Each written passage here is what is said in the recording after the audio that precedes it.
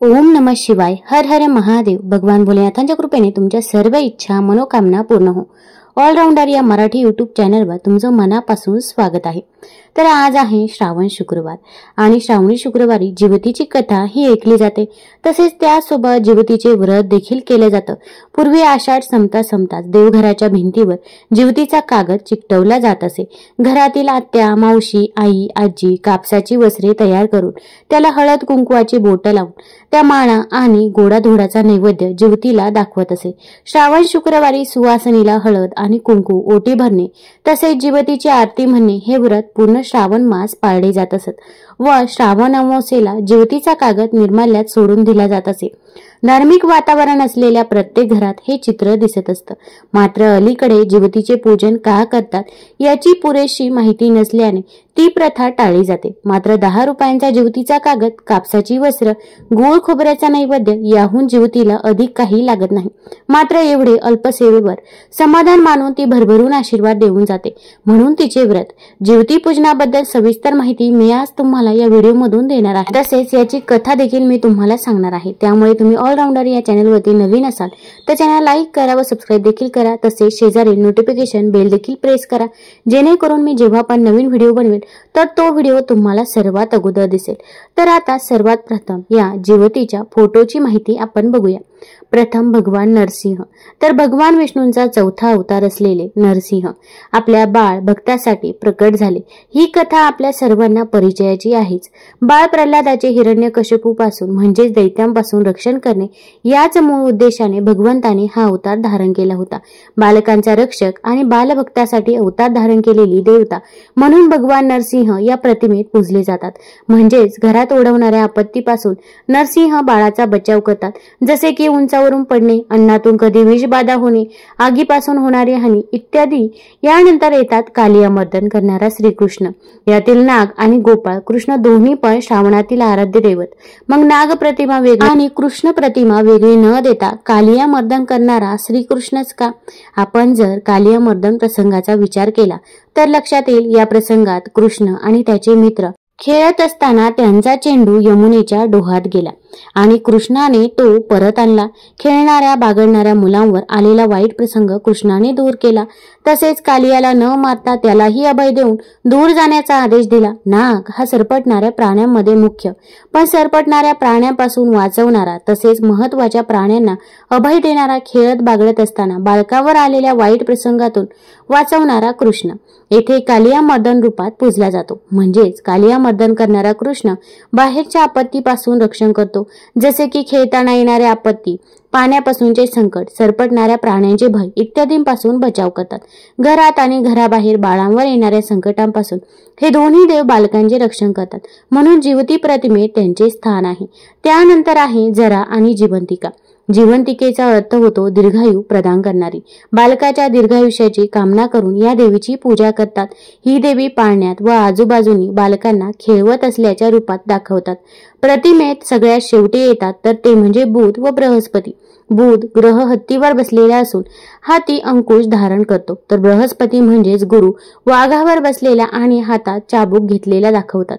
बुधाच्या प्रभावाने जातकाला अलौकिक बुद्धिमत्ता, आकर्षक व्यक्तिमत्व इत्यादी गुण प्राप्त होतात. तर बृहस्पतीच्या प्रभावाने शैक्षणिक प्रगती, आध्यात्मिक उन्नती, विवेक बुद्धी जागृत होते. बुधाचं वाहन हत्ती.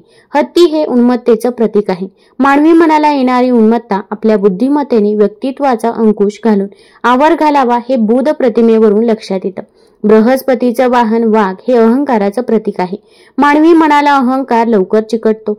अहंकार मानवाच्या सर्व प्रकारच्या प्रगतीमध्ये व आध्यात्मिक साधनेतही बाधक ठरतो. त्यावर आपण ज्ञानाच्या गुरुकृपेच्या आशीर्वादाने ताबा मिळवावा हे बृहस्पती प्रतिमा आपल्याला शिकवते. म्हणूनच बुध बृहस्पती त्यांना सुद्धा जिवती प्रतिमेत स्थान मिळालं. एकूणच क्रम लक्षात घेतला तर प्रथम रक्षक देवता, नंतर जन्मलेल्या बालकाचे रक्षण व दीर्घायुष्य देणारी देवता आणि नंतर व्यक्तिमत्व प्रभावित करणारे ग्रह देवता, असा हा जिवती प्रतिमेचा क्रम. एका मातृशक्तीने दुसऱ्या रक्षक व पालक शक्तीचे केलेले पूजन म्हणजे जिवती पूजन. जगातील सर्व प्राणी मात्रांच्या उज्ज्वल भविष्याची रक्षणाची प्रार्थना म्हणजे जिवती पूजन. तुम्ही देखील जिवतीचे पूजन करा. गंध, पुष्प, धूप, दीप, दूध साखरेचा नैवेद्य देखील दाखवावा. घरातील मुलाबाळांना नमस्कार करायला सांगा. त्यांना दूध साखरेचं तीर्थ द्या व श्रावण संपल्यावर याचे विसर्जन करा. आता आपण जिवतीची कथा काय आहे तर ते बघूया. तत्पूर्वी तुम्ही चॅनलवरती नवीन असाल तर चॅनल लाईक करा व सबस्क्राईब देखील करा. तसेच कमेंटमध्ये हर हर महादेव लिहायला विसरू नका. एका शुक्रवारात तुमची कहाणी. आटपाट नगर होतं. तिथं एक राजा होता. त्या राजाला मुलगा नव्हता. तेव्हा राणीनं काय केलं, एका सुईणीला बोलावून आणलं. अगं सुईणी, मला नाळवारी सुद्धा एक मुलगा गुपचूप आणून दे, मी तुला पुष्कळ द्रव्य देईन. सुईणीनं गोष्ट कबूल केली. ती त्या तपासावर राहिली. गावात एक गरीब ब्राह्मणाची बाई गर्भा राहिली. तेव्हा ती सुईण तिच्या घरी गेली आणि तिला सांगू लागली की बाई तू गरीब आहेस, तुझं बाळणपणाचं पोट दुखू लागेल तेव्हा मला कळव, मी तुझं बाळणपण फुकट करेन. तिनं होय म्हणून सांगितलं. नंतर ती सुईण राणीकडे आली. बाईसाहेब, आपल्या नगरात अमुक गरीब ब्राह्मणाची बाई गरोदर आहे. तिला नुकताच दुसरा महिना लागला आहे. लक्षणं सर्व मुलाचीच दिसतायत. तेव्हा आपल्या घरापासून तो तिथपर्यंत काही कळणार नाही असं एक गुप्त भुयार तयार करावं. आपल्याला काही दिवस गेल्याची अफवा उठवावी. मी तुम्हाला नाळवारीचा मुलगा आणून देईल. असं ऐकल्याबरोबर राणीला मोठा आनंद झाला आणि जसजसे दिवस होत गेले त्याचप्रमाणे डोहाळ्याचं डंब केलं. पोट मोठं दिसण्याकरता त्याच्यावर लुगड्याच्या घड्या बांधल्या. भुयार तयार केलं. 9 मास भरताच बाळणपणाची तयारी केली. इकडे ब्राह्मणी बाईचं पोट दुखू लागलं. सुईणीला बोलावं आलं. त्याचबरोबर तुम्ही पुढं व्हा, मी येते म्हणून सांगितलं. धावत राणीकडे आली. पोट दुखण्याचं ढोंग करायला सांगितलं. नंतर ब्राह्मणाच्या घरी आली. बाई तुझी आहे पहिली खेप. डोळे बांधलेस तर भिणार नाहीस, नाही बांधलेस तर भय वाटेल असं सांगून तिचे डोळे बांधले. ती बाळण झाली. मुलगा झाला. सुईणीनं एका दासीकडून भुयाराच्या वाटेने मुलगा राणीकडे पाठवला व तिने एक वरवंटा घेऊन त्यास एक कुचा बांधला आणि तिच्या पुढे ठेवला. मग बाईचे डोळे सोडले. तुला वरवंटाच झाला असं सांगू लागली. तिनं नशिबाला बोल लावली. मनामध्ये दुःखी झाली. सुईण नेऊन राजवाड्यात गेली. राणीसाहेब बाळंतीण झाल्याची बातमी पसरली. मुलाचं गोड कौतुक होऊ लागलं. इकडं ब्राह्मणबाईनं नेम धरला.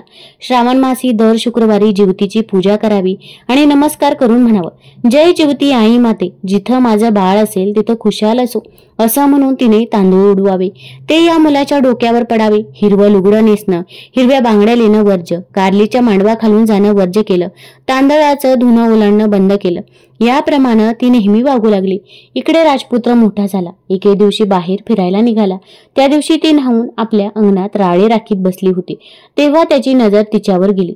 हा मोहित झाला व रात्री तिची भेट घ्यायची म्हणून निश्चय केला. रात्री तिच्या घरी आला. दारात गाय वासरू बांधलं होती. चालता राजाचा पाय वासराच्या शेपटावर पडला. वासराला वाचा फुटली. ते आपल्या आईला म्हणालं, कोण्या पाप्यानं माझ्या शेपटावर पाय दिला. तेव्हा ती म्हणाली, जो आपल्या आईकडे जाण्यास भीत नाही तो तुझ्या शेपटावर पाय द्यायला भीर काय. हे ऐकून राजा मागे परतला आणि घरी येऊन आपल्या आईपासून काशीत जाण्याची परवानगी घेतली. काशीत जाऊ लागला. जाता एका ब्राह्मणाच्या इथं उतरला. त्या ब्राह्मणाला पुष्कळ मुलं होत होती, पण ती 5वी 6वीच्या दिवशी जात असत. राजा आला त्या दिवशी चमत्कार झाला. 5वीचा दिवस होता. राजा दारात तिंजला होता आणि त्याच रात्री 6वी आई रात्री आली. ती म्हणू लागली, कोण ग मेलं, वाटेत पसरला आहे. जिवती उत्तर करते, अगं माझं ते नवसाचं बाळ निजलं आहे. मी काही त्याला ओलांडू देणार नाही.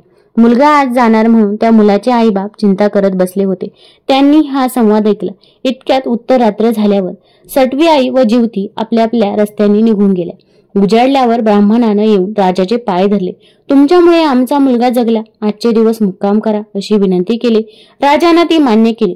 त्याही रात्री याप्रमाणे प्रकार झाला. दुसरे दिवशी राजा चालता झाला.